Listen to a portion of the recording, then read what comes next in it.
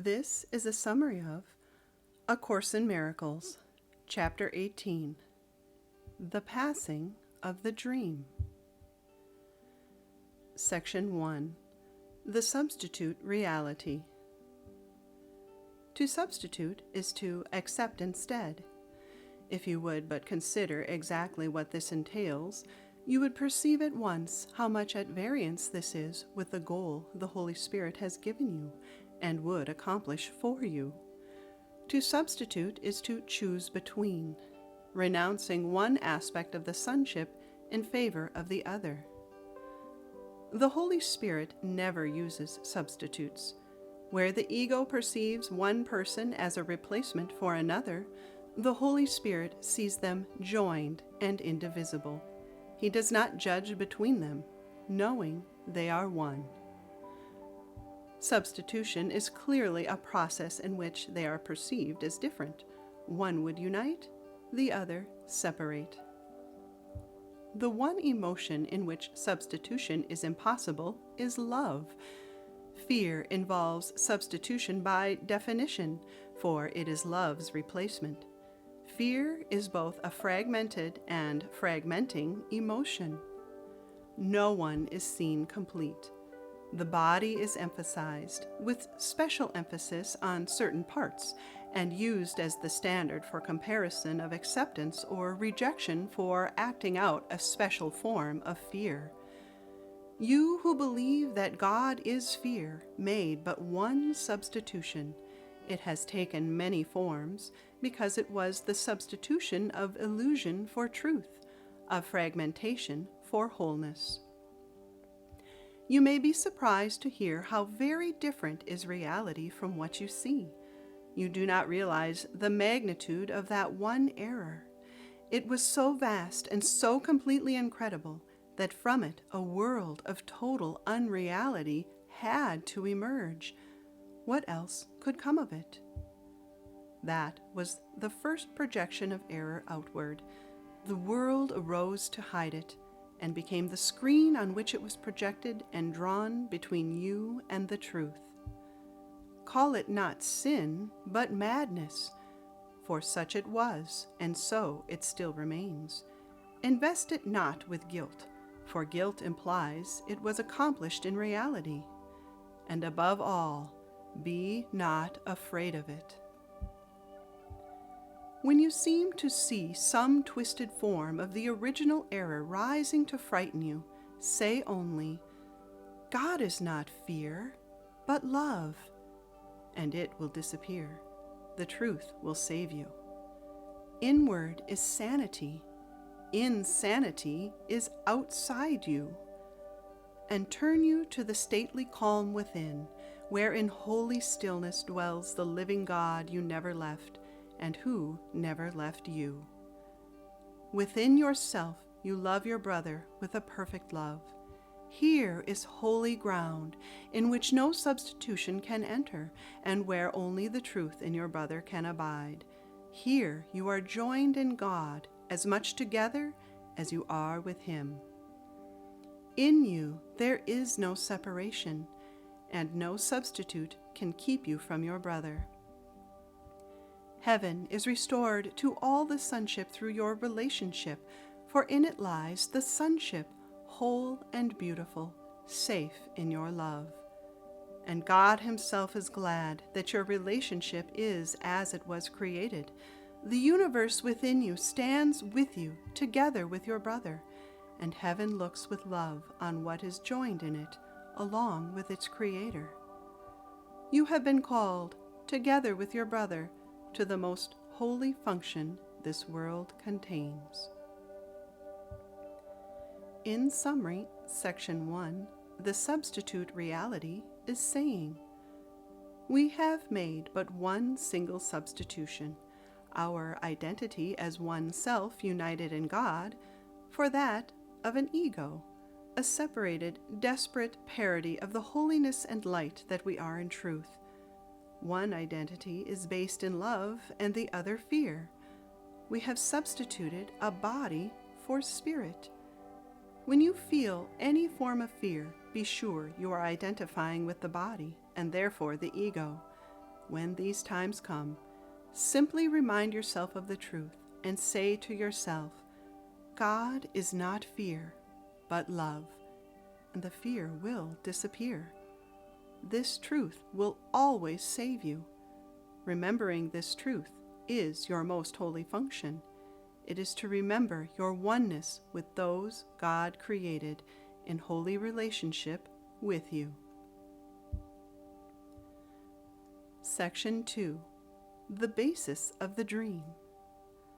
Does not a world that seems quite real arise in dreams? Dreams are chaotic because they are governed by your conflicting wishes, and therefore they have no concern with what is true.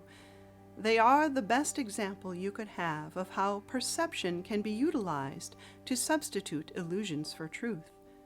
You do not find the differences between what you see in sleep and on awaking disturbing. You recognize that what you see on waking is blotted out in dreams, yet on awakening you do not expect it to be gone. No limits on substitution are laid upon you. For a time, it seems as if a world were given you to make it what you wish. Dreams are perceptual temper tantrums in which you literally scream, "I want it thus," and thus it seems to be.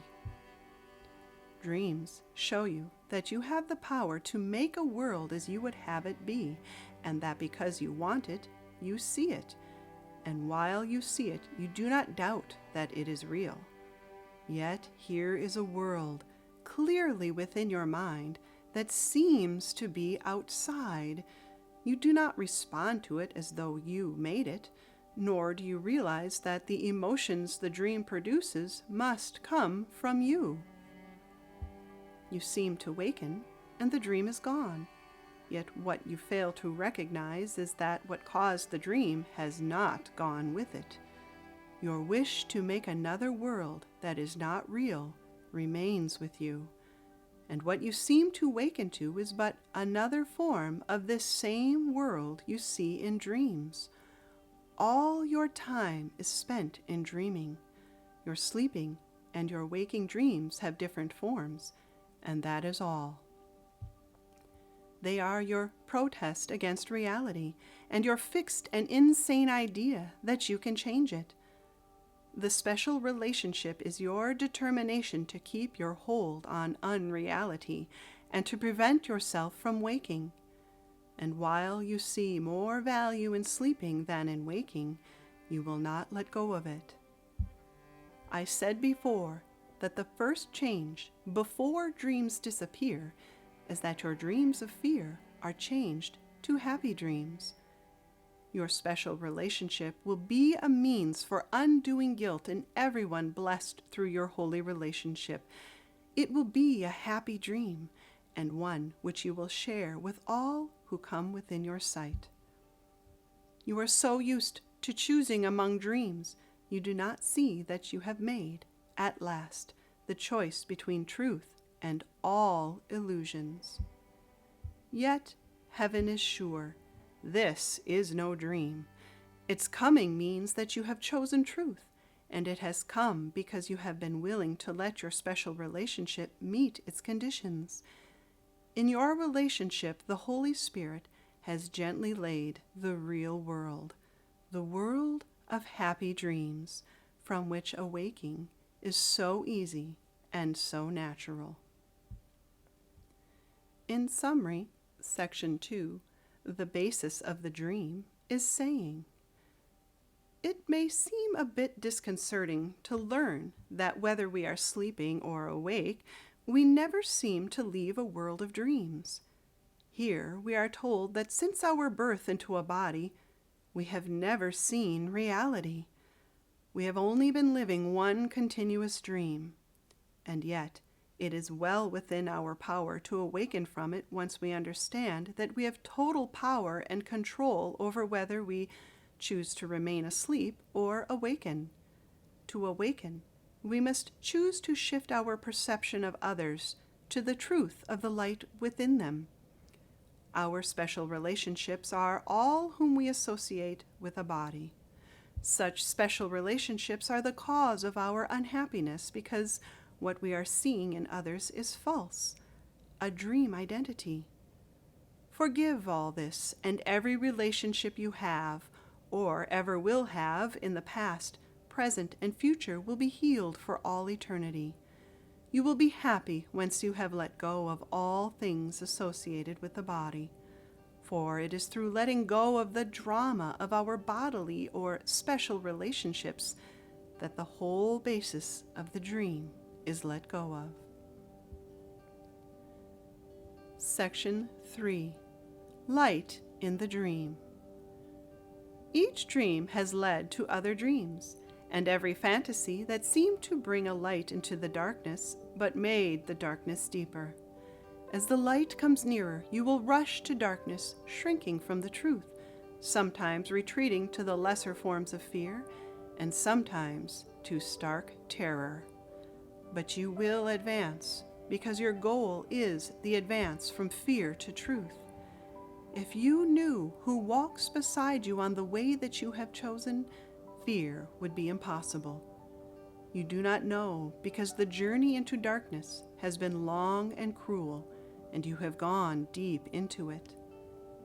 You go toward love still hating it and terribly afraid of its judgment upon you, and you do not realize that you are not afraid of love, but only of what you have made of it.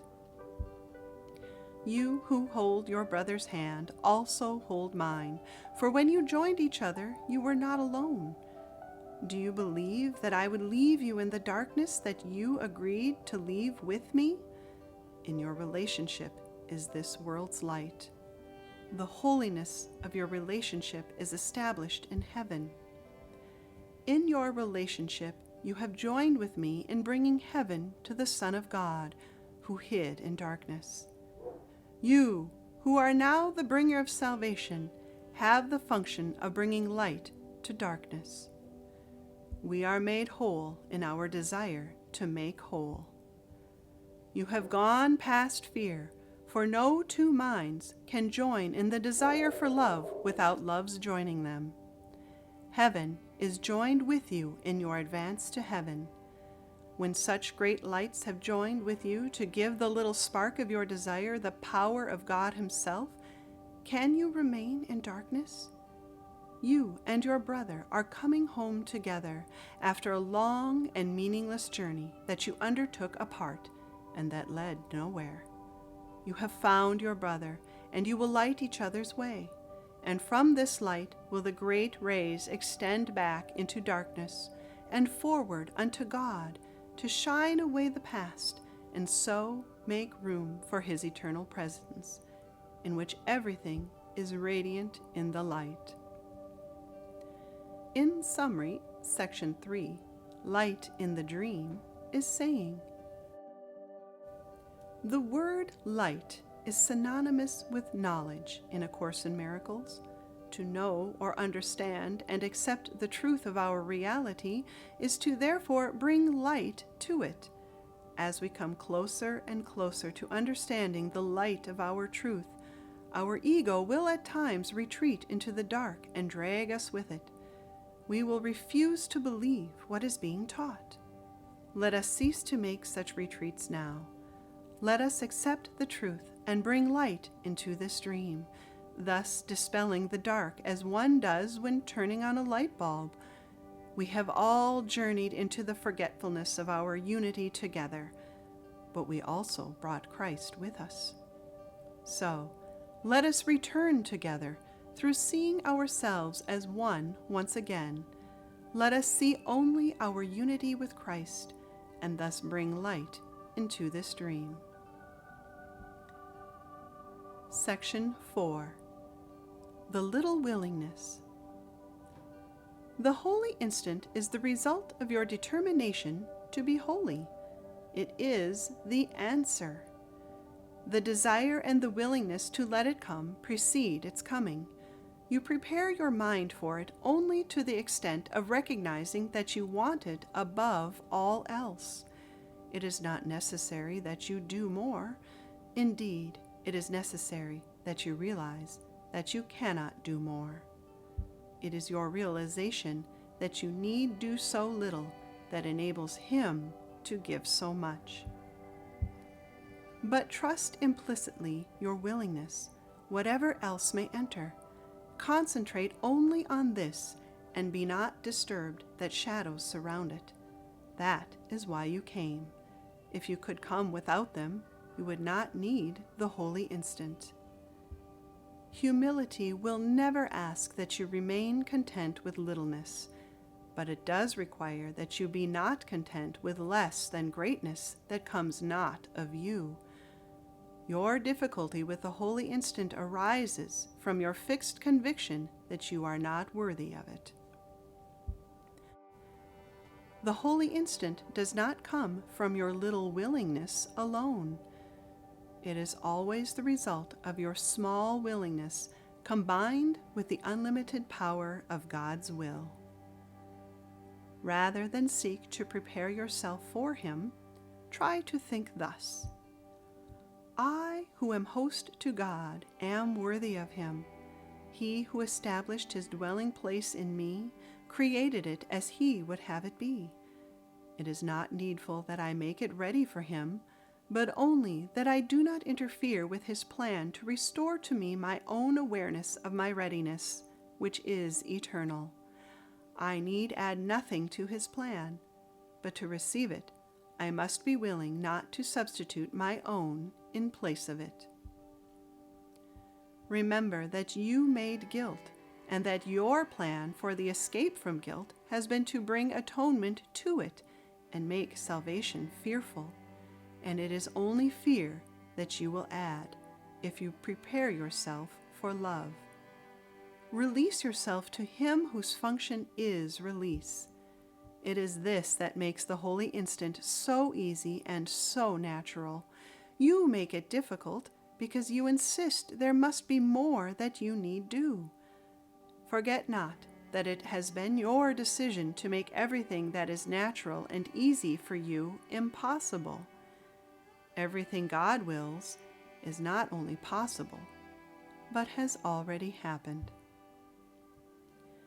In summary, section 4, the little willingness is saying, our willingness to allow ourselves to be as God created us, rather than the bodies our ego perceives us to be now, triggers the holy instant.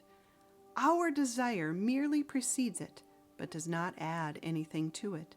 The rest is of God, and God alone. Our role is simply to step out of God's way by remembering who we are. We are host to God. We are worthy to be such a host. We need do nothing to be deserving of such companionship except to do nothing that interferes with our awareness of Him within us and everyone else. It may seem impossible to see those who cause you the most struggle as one whom carries God Himself within.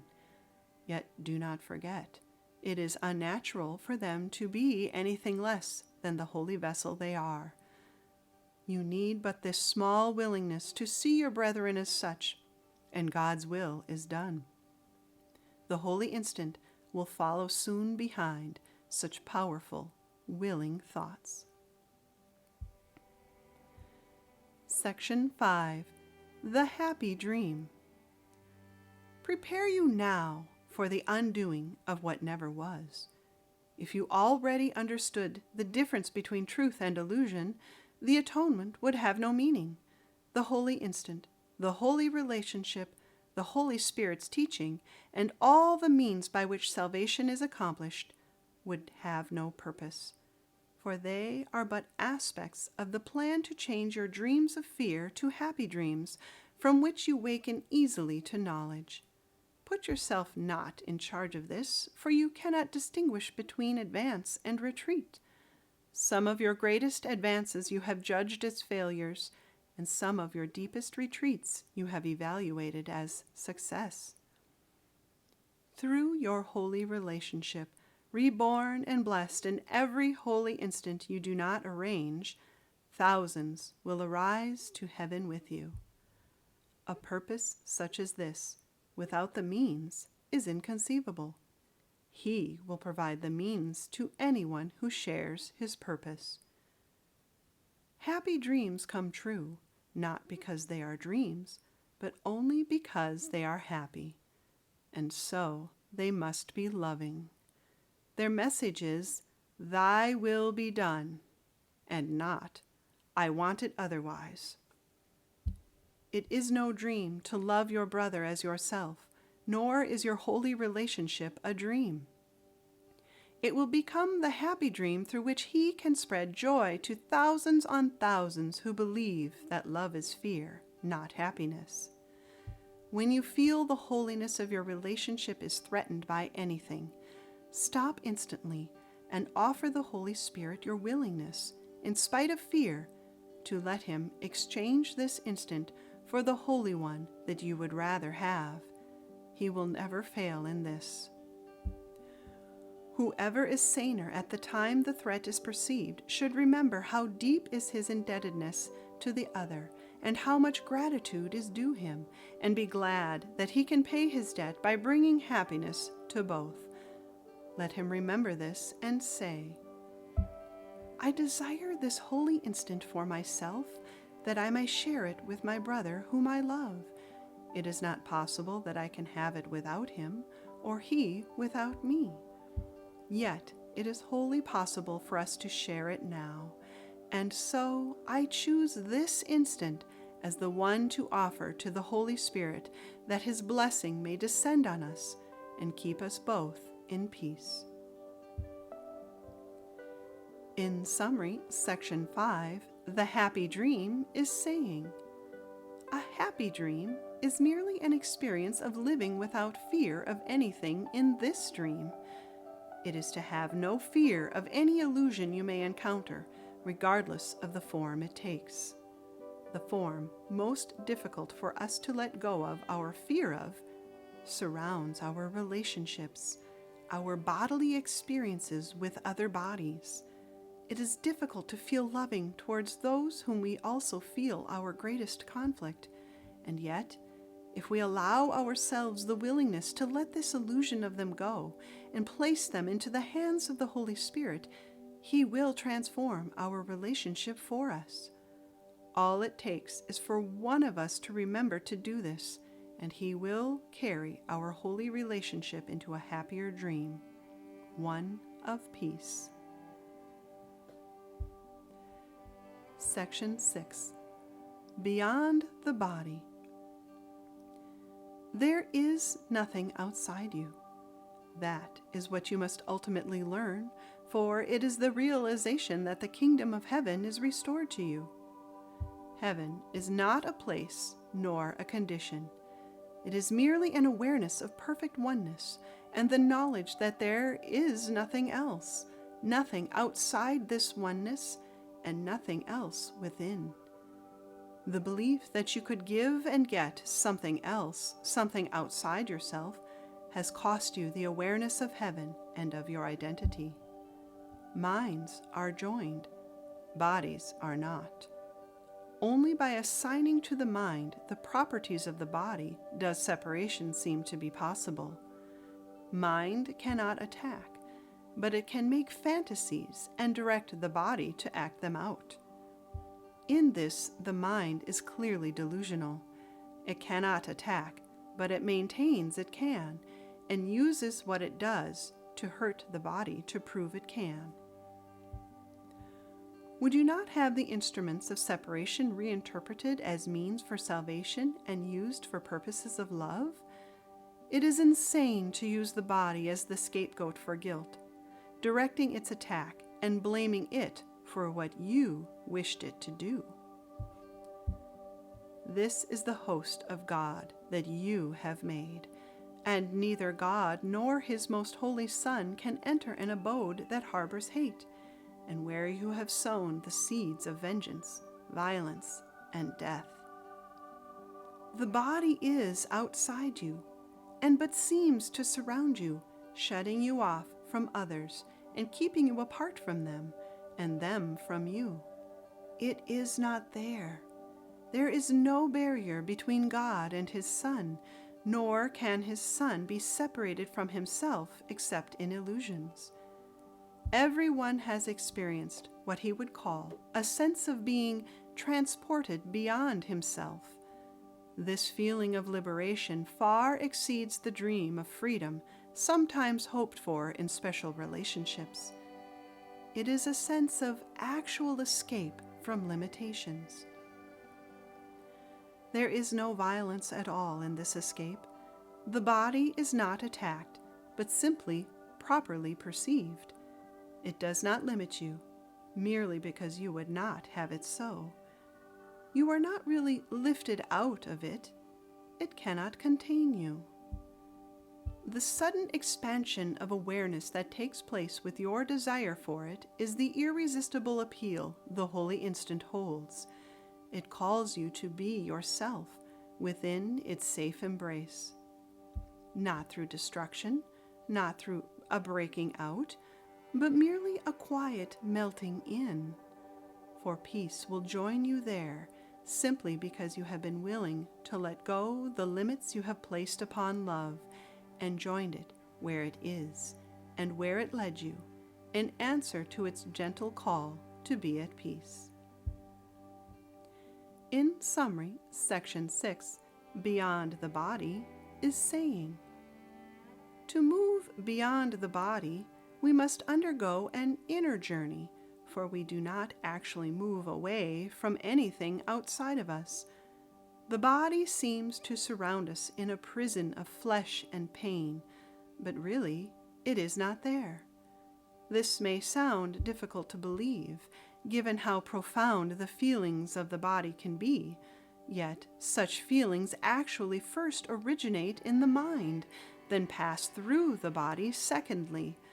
The body is merely a device with which we use to interpret what our mind perceives. Change what we think, and we can change what we experience. The body can only be escaped through expansion of our beliefs of what we think we are. Desire peace, and the body itself, as well as its relationships to other bodies, will be brought into a state of peace. The holy instant comes when you let go of all things, all limits you have placed upon yourself through the idea of being a body. Then you will join with love and move beyond the body. Section 7. I need do nothing. You still have too much faith in the body as a source of strength. What plans do you make that do not involve its comfort or protection or enjoyment in some way? There is one thing that you have never done. You have not utterly forgotten the body. It has perhaps faded at times from your sight, but it has not yet completely disappeared.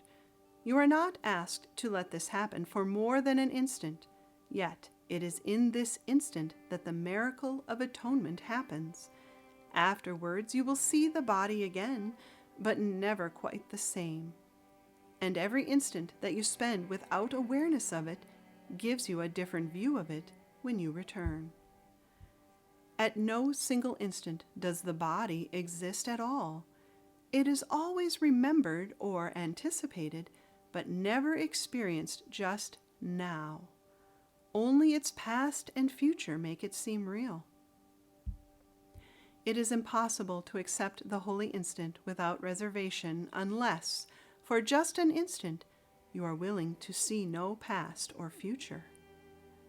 Enormous effort is expended in the attempt to make holy what is hated and despised. Nor is a lifetime of contemplation and long periods of meditation aimed at detachment from the body necessary. Your way will be different, not in purpose, but in means. A holy relationship is a means of saving time. One instant spent together with your brother restores the universe to both of you. Now you need but to remember you need do nothing. Here is the ultimate release, which everyone will one day find in his own way at his own time. Save time for me by only this one preparation, and practice doing nothing else. I need do nothing is a statement of allegiance, a truly undivided loyalty.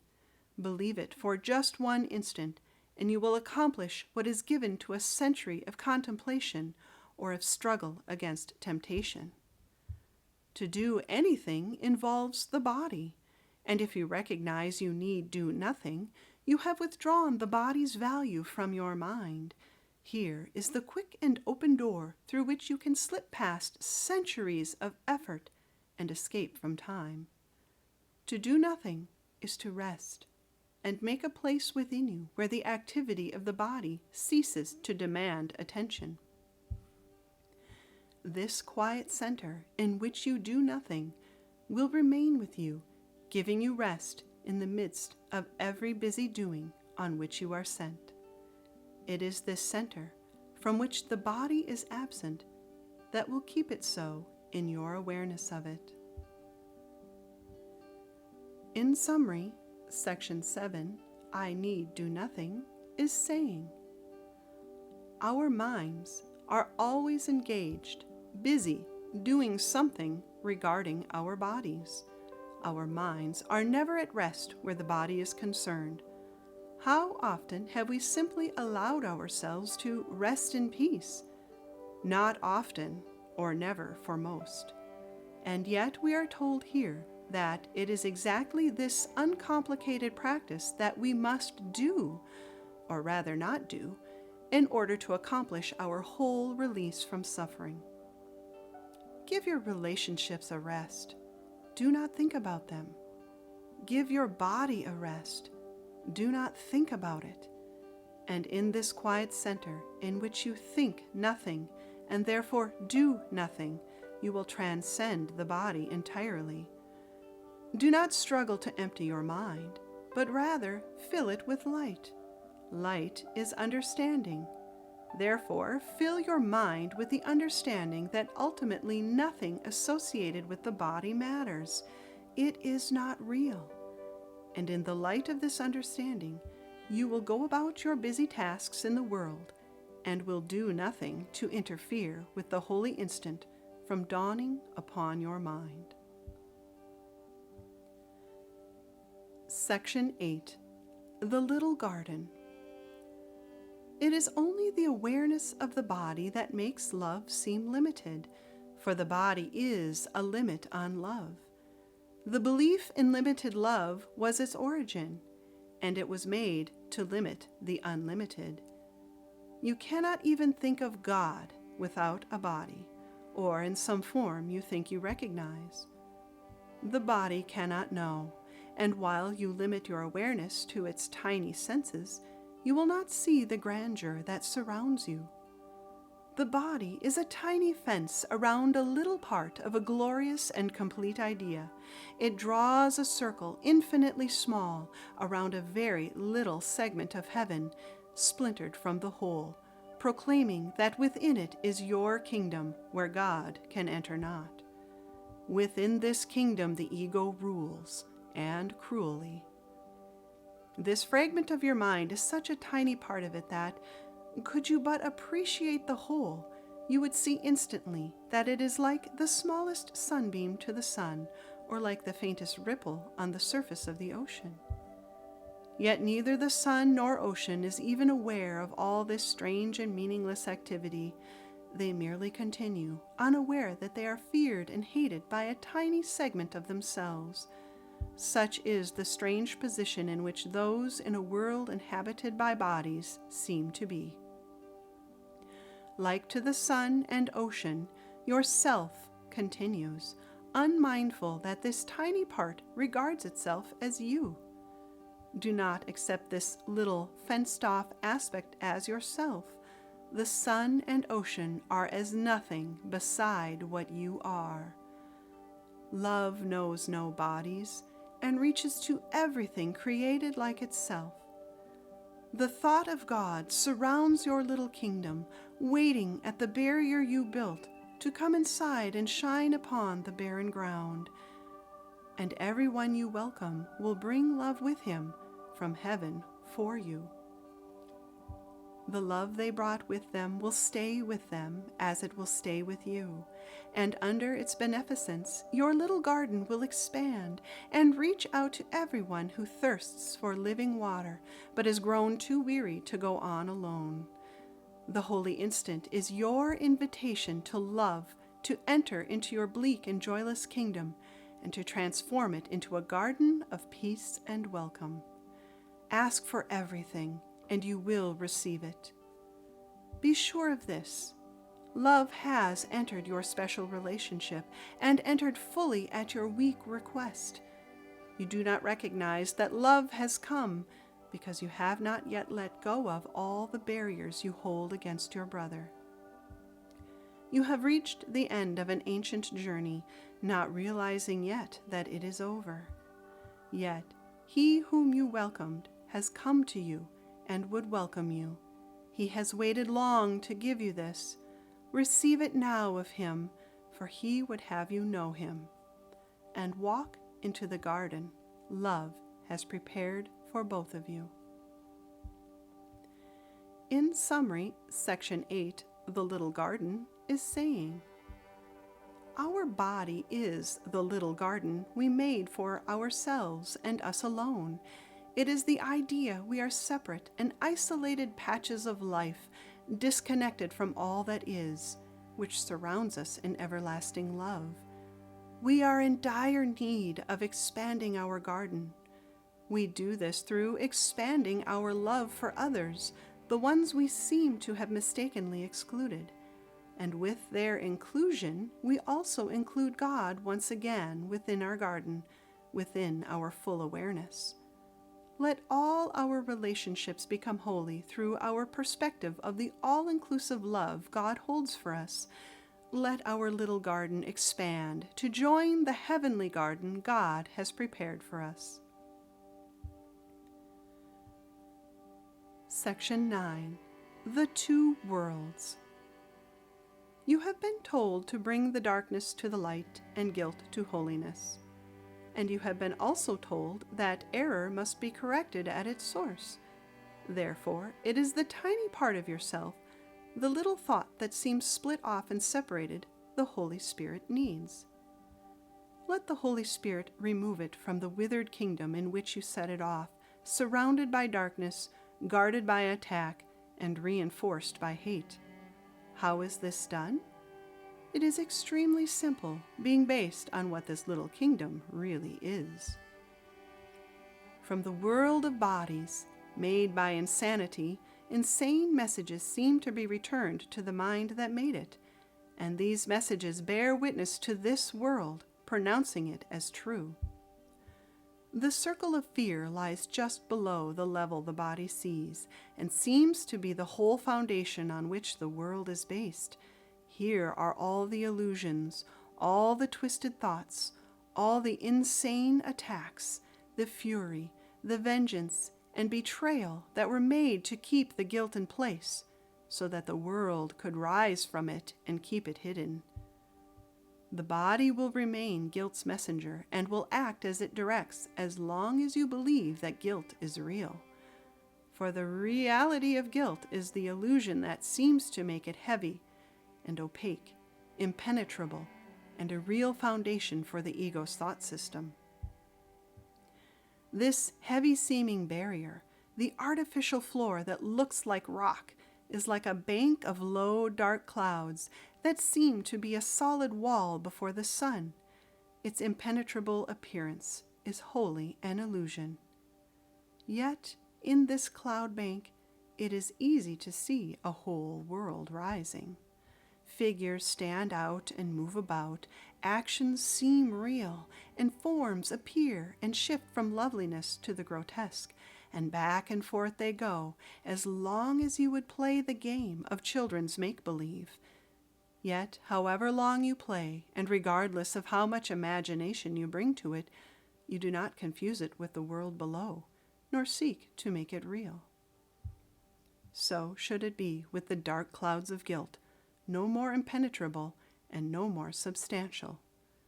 Let your guide teach you their unsubstantial nature as he leads you past them, for beneath them is a world of light whereon they cast no shadows. This world of light, this circle of brightness is the real world where guilt meets with forgiveness. Here are you forgiven, for here you have forgiven everyone. Here is the new perception where everything is bright and shining with innocence, washed in the waters of forgiveness and cleansed of every evil thought you laid upon it.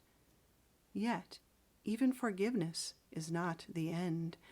It is the source of healing, but it is the messenger of love and not its source. A step beyond this holy place of forgiveness, a step still further inward, but the one you cannot take, transports you to something completely different. Here is the source of light, nothing perceived, forgiven, nor transformed, but merely known. This course will lead to knowledge, but knowledge itself is still beyond the scope of our curriculum. Love is not learned. Its meaning lies within itself, and learning ends when you have recognized all it is not. Your relationship with your brother has been uprooted from the world of shadows, and its holy purpose has been safely brought through the barriers of guilt, washed with forgiveness, and set shining and firmly rooted in the world of light. The holy instant in which you and your brother were united is but the messenger of love, sent from beyond forgiveness to remind you of all that lies beyond it. And when the memory of God has come to you in the holy place of forgiveness, you will remember nothing else, and memory will be as useless as learning, for your only purpose will be creating. Forgiveness removes only the untrue, lifting the shadows from the world and carrying it, safe and sure within its gentleness, to the bright world of new and clean perception. There is your purpose now, and it is there that peace awaits you. In summary, section 9, The Two Worlds, is saying, there are two worlds we can choose from to experience, a world of fear based on the ego's insane thoughts, or a world of love based on the loving thought of God. The world of fear is nothing but a child's make-believe game, a world where we are free to be what we are not. To be what is not love is the only other option, because in truth there is only love. And so a world of fear arose in response to our desire for an experience of what is not love. We can leave this world at any time. It is surrounded by nothing but thin clouds of guilt in our minds. Guilt is synonymous with the word body, and therefore we need only to forgive or look beyond the body to see past the clouds of illusion surrounding our true state of love. The holy instant is when we have at last forgiven or let go of the idea we are anything less than united with each other in God's loving world. Let this be the only message carried through our eyes into our mind when we look upon the world we made out of fear, and we will safely pass through this dream at last. This concludes Chapter 18, The Passing of the Dream. Written, narrated, and produced by Beth Geer.